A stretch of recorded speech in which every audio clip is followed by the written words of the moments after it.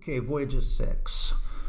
Where icy and bright dungeons lift, of swimmers their lost morning eyes, and ocean rivers churning shift, green borders under stranger skies.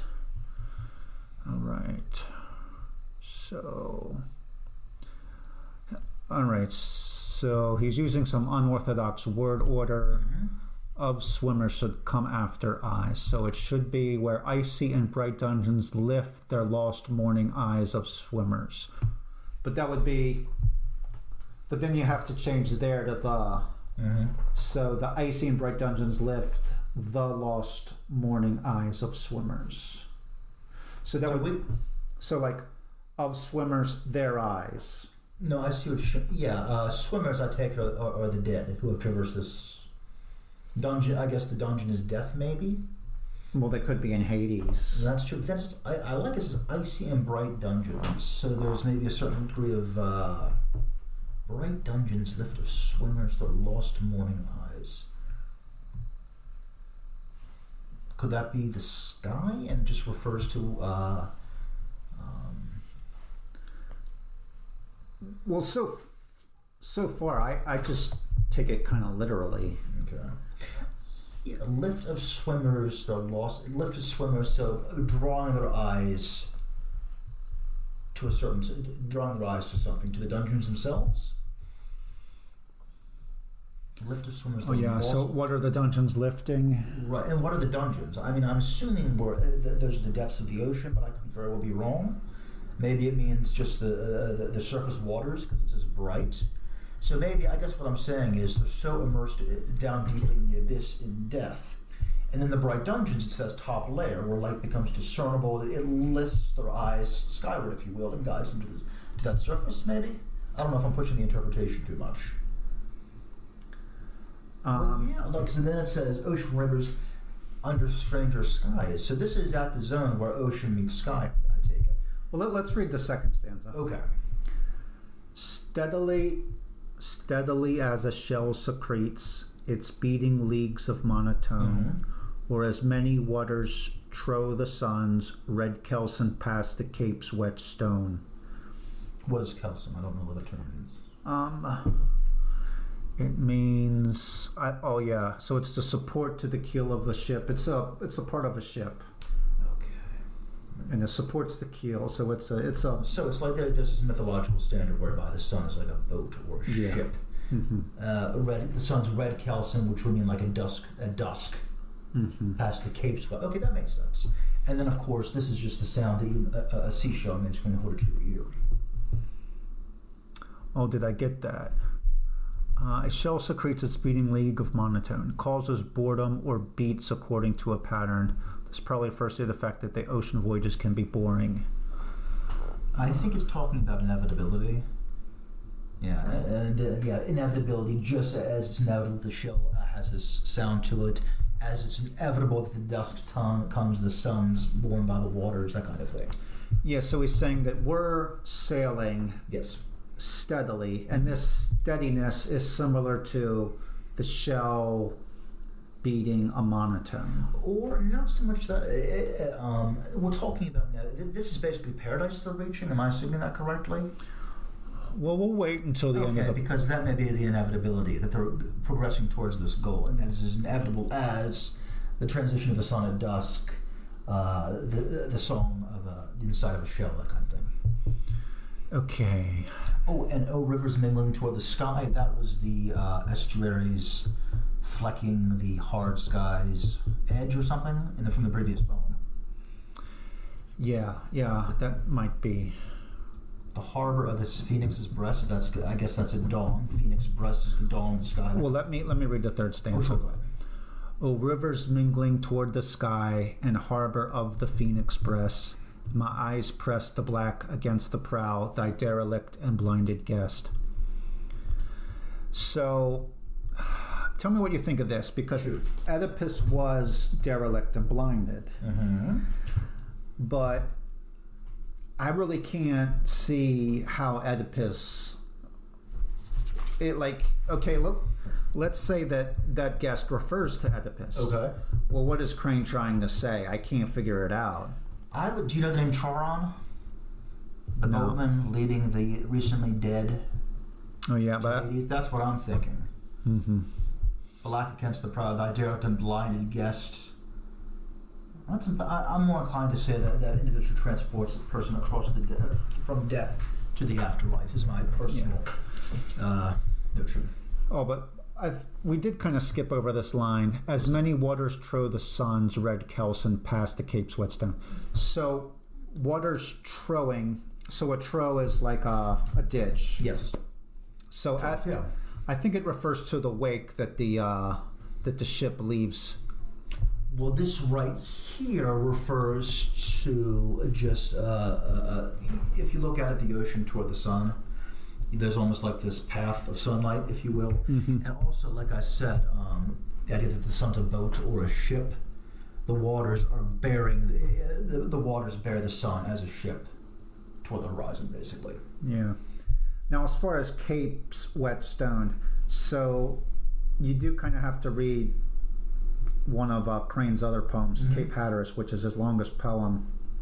Where is Cape Hatteras? Is that in Florida or something? That's in North Carolina. That's where the Wright brothers flew. Oh, that's right. That's right. But it does look in that poem that Crane sees a cape as, so before the cape is what's known.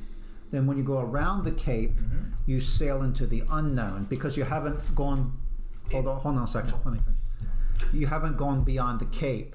Right. So the cape is a whetstone because it sharpens you. Mm-hmm. So when you go beyond that cape, you have to get yourself psychologically prepared because you're getting ready to do something dangerous and that you've never done before. Sure. So that's what I think he means there by the cape's whetstone.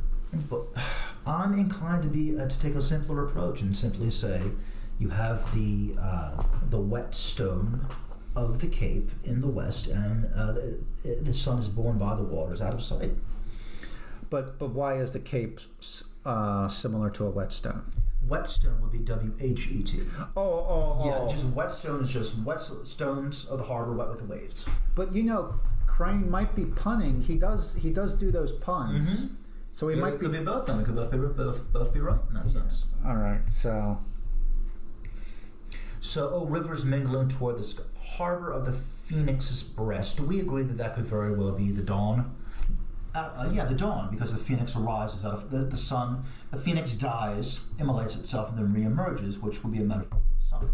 So this could be just the dawn itself, I guess. okay. So we got a problem here. Mm-hmm. So the sun is a ship, Yes. but it's clearly not a ship on the Earth. It's in outer space. Right. As many waters trow the sun.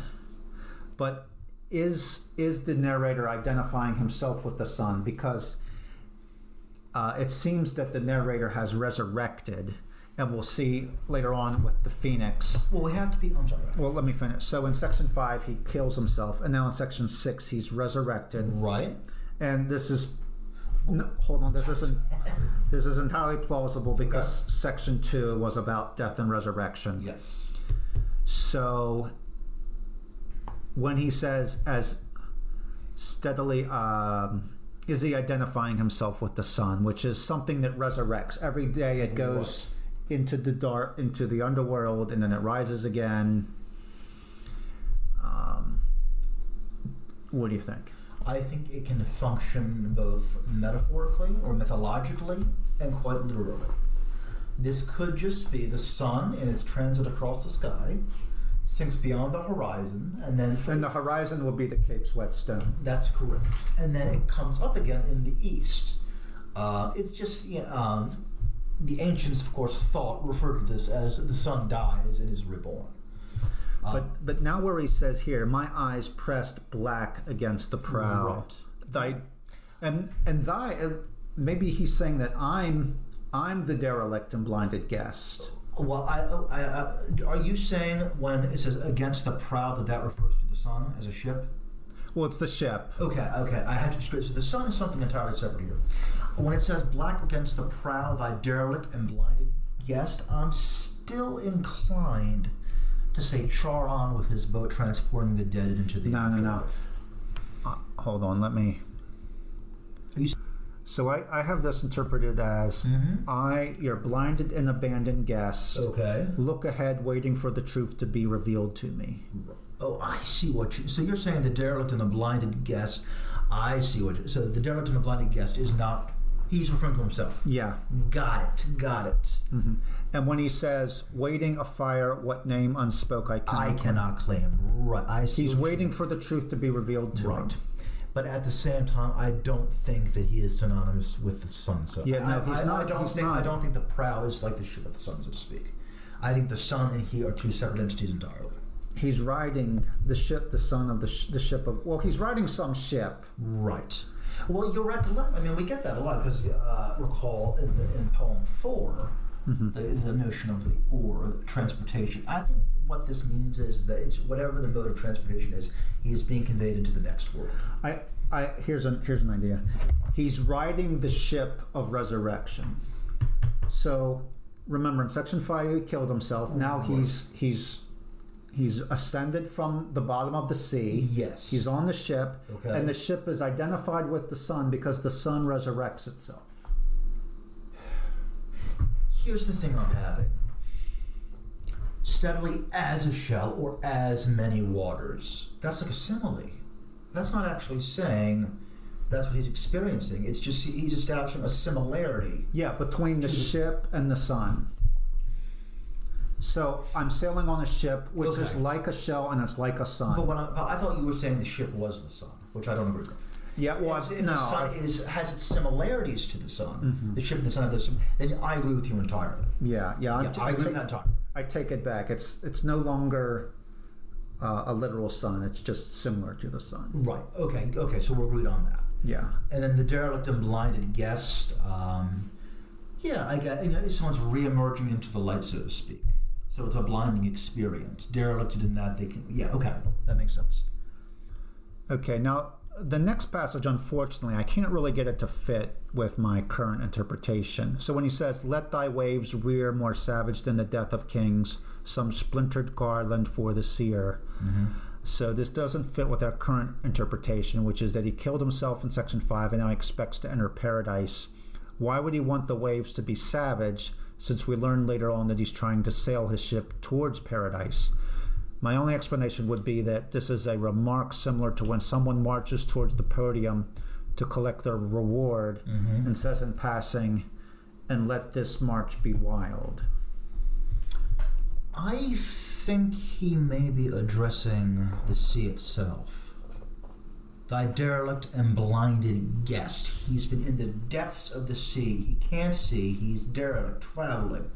And then it says, he's the one who's waiting a fire, okay? And then let thy waves is again talking to the ocean. Now, why is he saying be more savage than the deaths of kings? Yeah, what I think it's like when you say, let's be wild. So it's wild in a positive sense. I see what you mean. Like, be wild. So we'll go take that promontory and be wild. Okay. Yeah, I'm not sure. You may be right. I'm undecided. Do you agree that he's addressing the sea? Yeah, he's addressing the sea.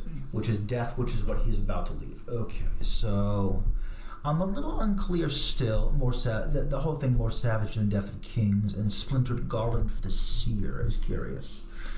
Some splintered garland for the seer. Yeah, I didn't interpret that. Okay. Well, let's see if we'll come back to it. Just see if we can figure that out. Okay, so the next one, of course. Beyond Syracuse harvesting, the solstice thunders crept away, like a cliff swinging or a sail flung into April's inmost day. So Sirocco, obviously, it's a wind from North Africa. It might be seen as a sort of grim reaper, since North Africa is a barren place. Of course. Solstice, I can't tell if this is the summer or the winter solstice. We can assume summer because you refer into it, like one of the previous poems. He refers to the June. He references the June of our love, the blossoms. But I don't know if that's strong enough evidence. Like, you can't conclude just because he wrote a poem. Right. But since we don't know which solstice it is, we can at least say it's a turning point. Sure, that's fine. All right. I don't know what it means for a solstice to thunder. April's the month of regeneration and resurrection. Okay, so beyond Syracuse harvesting, the solstice thunders crept away. Since the words beyond... All right. So they form a subclause. Hold on a second. All right, so the problem we have here as crept away is the main verb of the sentence, but it appears that there's no subject for this main verb. So it cannot be Syracuse because beyond Syracuse is a prepositional phrase. It could be the or harvesting. So the solstice thunders is an object of harvesting. So solstice thunders cannot be the subject. Well, I have a different interpretation. It could be beyond harvesting Sirocco's. And then we have the solstice thunders crept away like a sail swinging or a sail flung into April's inmost day. Well, okay. Another possible subject would be the boat. Okay. After all, boats do creep away. But that's unlikely because, hold on. Okay. I think the better candidate is Belle-Île. So let's go ahead and just read the final three stanzas. Okay, well, if I may, what if this should say, beyond harvesting Sirocco's, beyond solstice thunders, the boat crept away. So it's leaving the solstice thunders and the Sirocco's behind. But let's go ahead, because I think the whole point of the poem is this paradise that he's trying to get to eludes him. So let's read the final three stanzas. Creation's blithe and petaled word to the lounged goddess when she rose, conceding dialogue with eyes that smile unsearchable repose. Still fervid covenant Belle-Île, unfolded floating dais before, which rainbows twine continual hair, Belle-Île, white echo of the oar. The imaged word it is that holds hushed willows anchored in its glow. It is the unbetrayable reply whose accent no farewell can know. All right. So, do you agree that this is a reference to Venus? The painting of was it Botticelli, Venus on a Half Shell. Yeah, I think that's what this is. To the lounged goddess, she's rising from the sea, of course. The smile, of course, and then floating dais being that clamshell, and then the rainbow's twine continual hair, which I think I've heard in relation to Aphrodite. All right. Well, let's take a look at that painting. Okay, so we're looking at Venus's Botticelli's Venus on a Half Shell. I don't see a rainbow here. And okay, so I think we've looked at the painting enough. Why don't you look up that phrase, twinned rainbows? Twin rainbows, all right. And it says twine, continual hair, as you can see. Is it twine rainbows? No, it's rainbows. Oh, never mind. Rainbows twine continual hair. Yeah, so there's no rainbow twining her hair in this painting. But you do see that continual hair in it anyway. Twin rainbows, could those refer to the fingers? Well, it's rainbows twine. It's not twin. No. Rainbow. Go back to the painting, if you will, please. Yeah. Rainbow. Look, those fingers. I said twin. It's only one hand twining her hair. Because do you remember that metaphor in Homer? The rosy fingers of dawn. I was thinking the rainbows could refer to her hair, refer to her hands or fingers. I could be wrong though. Okay. Belle-Île, white echo of the oar. The image word it is that holds hushed willows anchored in its glow. It is to be unbetrayable reply. Yeah, I'm not. I really don't see Botticelli here, but I don't want to dismiss the hypothesis completely. Right, of course. So let's keep going. Hold on a second. Okay, so creation's blithe and petaled word to the lounged goddess. Don't have a really good explanation for those lines. Petaled, again, we saw petaled in the last poem. Flowers do resurrect. So it's a petaled word because it's a word capable of causing resurrection. Concerning dialogue with eyes that smile unsearchable repose, maybe calls relaxation, calls splendid relaxation. Well, it could be conceding dialogue with eyes. Maybe dialogue simply is not needed. But he's definitely, this is definitely positive, you think? Sure. No, I agree. I think it is positive. The notion that dialogue simply is not needed. Okay, so next stanza, still fervid covenant Bel-Il. So I think covenant, he has an agreement with his God that when he commits suicide, he's going to resurrect again. Right. I hesitate to use the term resurrection, though. But I see what you're aiming at. Okay. So Bel-Il, could this be the island paradise that they're striving toward? Yeah. And by the way, I looked up all of the literal Bel-Ils that exist today. So there's one in Miami. Yeah. That was the only plausible one, but I don't think this refers to the literal Bel-Il. No, I wouldn't think so. In Miami, I tried to look up if it existed in the 1920s, but it's hard to figure out if it did exist in the 1920s. You know what? Could it be that the floating dais is the island, and this is where we see the twining rainbows? So the lounged goddess. I'm still sensing parallels with Aphrodite and that Aphrodite on Venus on the half shell, but I think what we're dealing with right now is the island itself. But I think the dais is a symbol for the island. I agree with you. Yeah, I totally agree with that. And remember, a rainbow is something that always recedes. You can never grasp it. So it's this paradise that he can't get. Right. But he is going to get this paradise. But he is going to arrive at this paradise, isn't he? I think so. That's been the whole point of the whole thing, of the entire poem cycle. Well, we'll find to get to that island, and the lover's eye, who's the lover herself, is the pathway to that island. I think he's going to get there personally. Well, we'll find out when we look at the last stanza. Okay. So now, echo of the oar, the goal of sailing. But since it is echo, that implies that you cannot reach it. Would you be willing to believe that white echo of the oar? So because the island, he seems to be saying Bel-Il is the white echo of the oar. Yes, I concur. And all it means is that it's echoing back the sound of the oar. It's not that the island's receding into the distance. It's merely the mass of the island is echoing back the oar of the approaching boat. All right, I like that interpretation. Okay, so the imaged word, I have that as the divine. The imaged word, it holds hushed willows anchored in its glow. Okay. Now, I think there is some pretty obvious symbolism when you look at a willow tree. It looks like it's crying. And it droops, of course. Yeah, and I think that is a pretty reliable symbol for death or sadness. I don't know.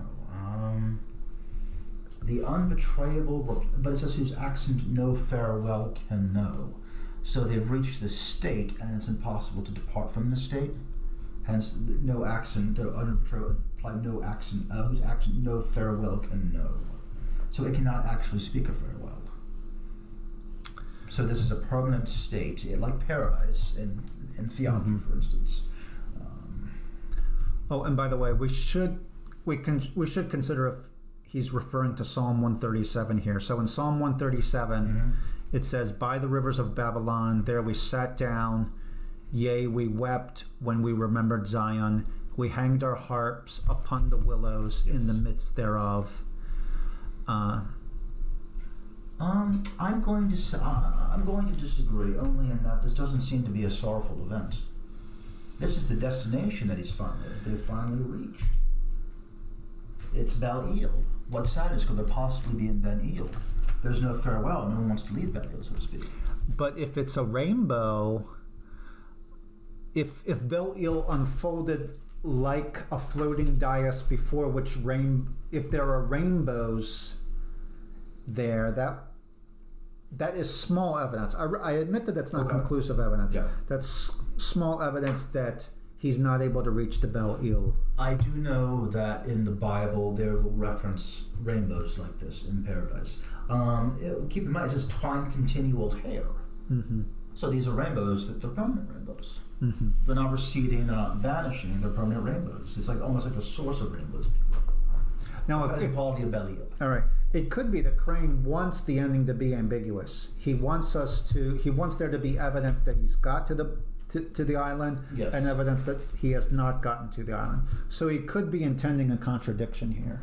I think that maybe he's just approaching the island and he can't describe the experience of the island because it's just that great, ineffable, that kind of thing. I think he's still on his way, but it's visible to him. Okay. That's my thinking. Yeah, the last two lines, it is the unbetrayable reply whose accent no farewell can know. The imaged word, I mean, this is like the embodied word, if you will. Of the divine. Right, or of the island itself, even. And then it says, no farewell can know, and then it's eternal, no one ever is parted with the words. Well, how about this? Words that you do not want to hear on saying farewell to someone. I simply think it means there is never going to be a departure, never going to be a farewell from him and Bel-El. Once you're there, you're there. Say that again. Say that again. Oh, I just think it means, oh, good Lord. Right here. Yeah, I think it simply means that there's never actually going to be a departure from Bel-El. I think you're there, basically, just like the traditional notion. But how do you get that? There's no depression. How do you get that? The unbetrayable reply, whose accent no farewell can know. If we take the imaged word as being Bel-El, perhaps, then there's never actually going to be a departure or farewell. No one's going to say farewell, goodbye, that kind of thing. Does that make sense? Yeah, no one can hear this farewell because it's never going to be spoken. Is basically what I'm saying. All right. Yeah. So when you get there, you're in. I think I like that. Hold on.